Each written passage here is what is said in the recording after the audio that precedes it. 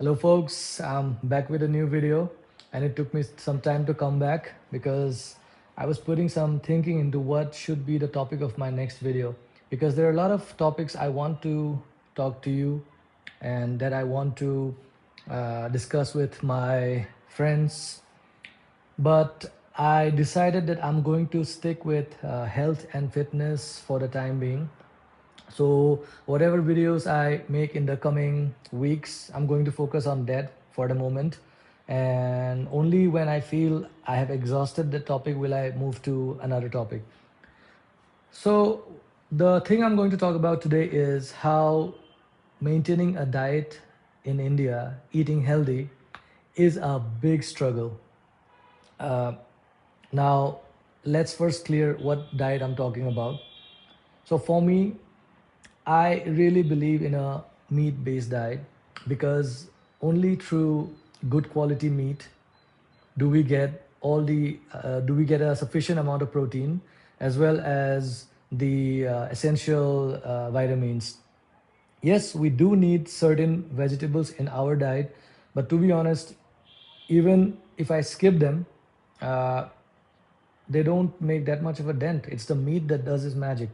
And when I say meat, I mean all sorts of red meat as well as the ones we call it white, and as well as eggs. Now, the vegetarian people might think, is their diet not healthy? Well, the way I look at it and the way I did my research, I feel a vegetarian diet, and wherever you eat it in the world, be it India or elsewhere, it just doesn't provide you all the essential nutrients. And at the end of the day, you have to take supplements, go to the doctor, get meds, and which could be easily filled by meat. So now that we have established that the diet I'm talking about is a meat-based diet, but the problem in India is the quality. Uh, and I'm mostly talking about cities here because yeah, of course, if you live in a village and if you have sourced to farm eggs, naturally raised chickens, mutton, pork, beef, it's amazing. But sadly, for people like us who work in the industry, who have to live away from their homes and who grew up in cities and live in a city, finding the right good quality food is a big struggle. I think the food authority in India is called FSSAI. And for a big country like India, I guess it has been very difficult for them had to keep a check on the quality of the food. And so let's look at some of the food items and how the quality is compromised. So let's look at the easiest one, the chicken. So we see the broiler chickens, the white colored ones, and I actually know a guy who ran his own small farm in in Guwahati. That's the city where I'm from, and I saw it firsthand how they inject all kind of meds into the chickens so that they grow up fast. So much so that the chicken, which usually should take 2 to 2.5 years to fully grow into an adult, ends up becoming an adult in just 5 to 8 months, and that they are doing through unethical meds of some sort. I have not done research on that, but they use it. They spray it heavily on the chicks, and the chicken become adult in 5 to 6 months. And in fact, if that chicken crosses the age of a year, it actually ends up dying of heart attacks. Now, this is a symptom you see in even in humans who misuse things like steroids. Heart attacks are a common cause for people who take these things.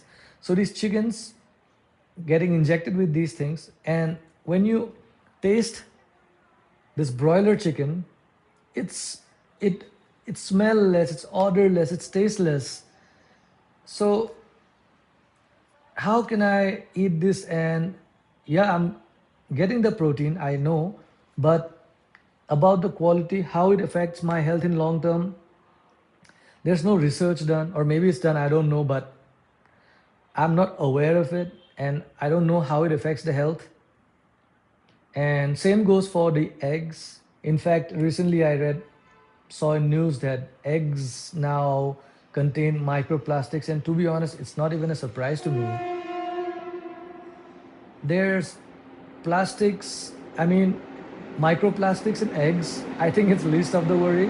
Oh, that's a train. I live near a train track. Anyway, that's a story for another time. So yeah, so microplastics we are injecting everywhere. When we bring our food in the plastic bags, there is temperature change and microplastics seep in. That's all right. But even the quality of eggs which are commercially produced, I don't know what kind of chemicals they're using to improve the productivity. So yeah, I mean chicken, and then there's the local chickens, which is not so easy to eat regularly considering the price is quite high. And even if I am willing to pay that price, uh, how do I know that they are not spraying and injecting these local chickens with the same steroid like substances they're doing to the broilers? Because I remember back in the days when I used to eat local chicken, the bones used to be very hard. I would not be able to chew it. But these days, when I'm eating local chicken, I can chew it. So I can definitely see a change in pattern. So, chicken, the most common meat, I just don't trust it. Then, then come things like pork. Here, I don't have much idea because I haven't had any problems with pork, and the people with whom I have talked about raising pork, I haven't heard um, any information about substance, some chemical substances being mixed. If it's farm raised, I guess it's good, but then pork is not lean meat, and I think it has more fat compared to the protein. Now, as a Northeast Indian, I love my pork. I eat it 2 to 3 times a week. I love it.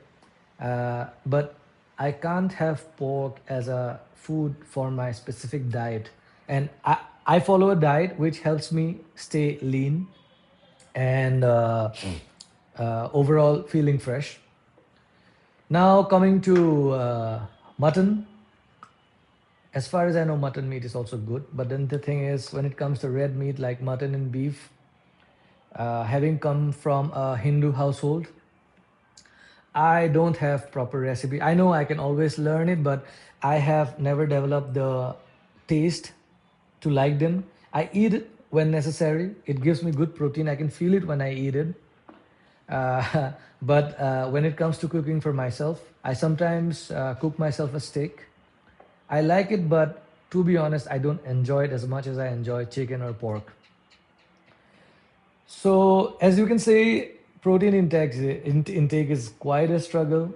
And then, of course, people will tell you, or take some whey protein, eat some pulses.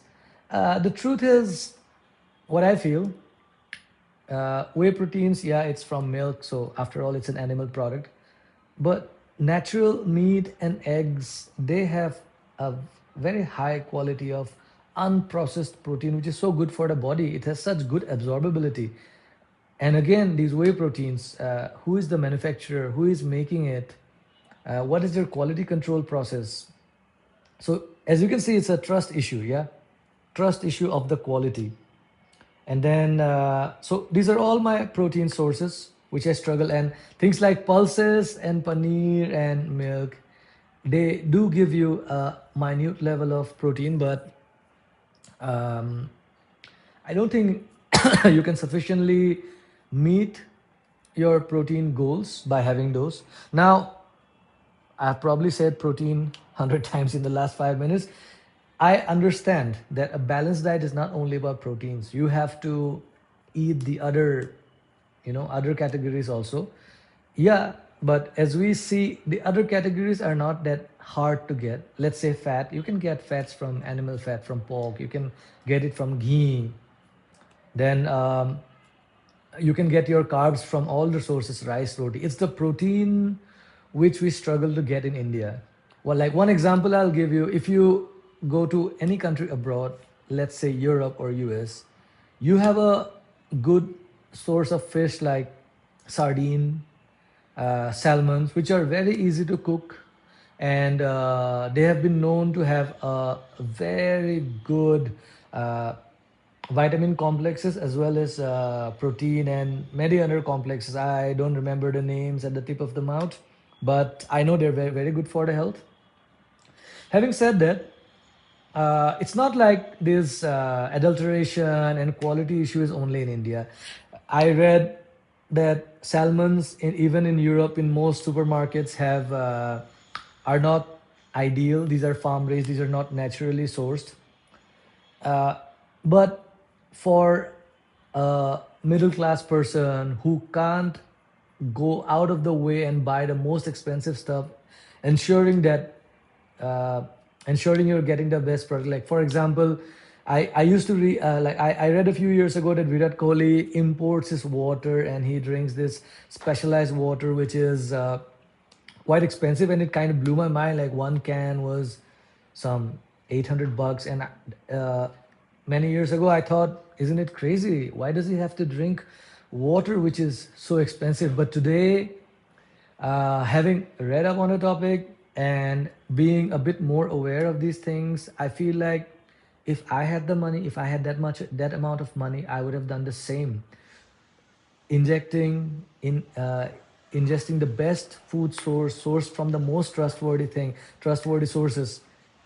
If you can get it in exchange of money and it's not affecting your life, it's not bad. But sadly, we're in Indian cities where sourcing of food is a problem. I know fish in India, we have plenty of fish, but again, trust issues. Where do they stock this fish? All the rivers or the water bodies are so dirty here. Everything is so polluted. How do I don't even know when I'm eating a fish after cleaning it. I don't even know if it contains something things which might affect me. And we feel like, oh, today I've eaten it, I've not felt anything. Sometimes these things can accumulate.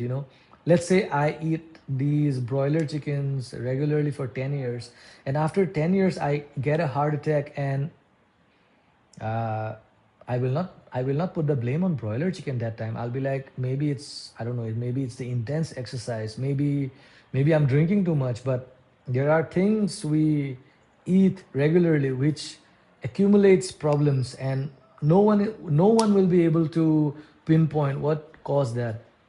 So that's a big trouble. So what do I do in this situation? To be honest, uh, the answer is compromise. If I say, oh, these meat sources are tainted, untrustworthy, do I quit eating them? But no, I still need my protein. So maybe from time to time I go for the local. And so basically, what I'm saying is, in India, I'll just try to play it safe. I'll put my eggs, literally eggs for proteins. I'll put my eggs on in different baskets and not go for a very specific diet. Let's say, for example, I will not commit to say I'll eat pork every day of my life. I will not commit to such a thing, because here we cannot commit to a certain food item. It might the whatever chemicals it has, it might affect you in the long term. So I'm putting my eggs in different categories. And when I say committing to a certain diet, I'll give you one example. I saw Jordan Peterson talk about shifting to a carnivorous diet where he eats steaks every day, and he has had enormous health benefits. In fact, his long-term autoimmune disease also, was kind of fixed, or it got reduced, something like that. But India, I will not commit to any such thing. I don't trust, and not only India, in most countries in the world. So I would spread it out. I'll have some mutton some days, some chicken, pork, some, the big meat, eggs. Eggs I eat regularly, and of course, from time to time, I'll also eat some curd, paneer, pulses. I do enjoy them eating, but it's just that I'm not relying on them for my diet. As you know, like you might not know, but I'm stating it here. I prefer a meat-based diet. I enjoy, I enjoy the taste, and I really believe that sustainable way of when people eat meat in a sustainable way, that's how our cities and society can sustain. Going full vegetarian has a lot of impacts on the environment. We'll talk about it in another video. Today it's all about how I, how I battle against this quality problem in foods. So the answer is basically I'm eating many things on the spectrum, trying not to fix on one thing, and just hoping that no, I know toxics are getting in, but no extreme toxic which gives me a heart attack in the next decade. I hope not. And I just maybe over time I would like to live in a place, be it in India or be it abroad, where at least when I'm eating something, I know the source and I trust the source, and I can confidently say that there is no corporate chemical locha in in the production of that food. Um, so yeah, it's a struggle in Indian cities. I feel for you. I feel for myself. The whole country is struggling with it, and trust me, more than us non-vegetarians, the vegetarians have a bigger struggle. All their vegetables are flooded with all these pesticides, and hardly anything is of good sourcing. Everything is genetically modified, and them preaching that that is the healthy way of living is a is a big bollock. Anyway, signing it off here. As I said in the start of the video, I'm going to continue with my health and fitness and food related videos for now.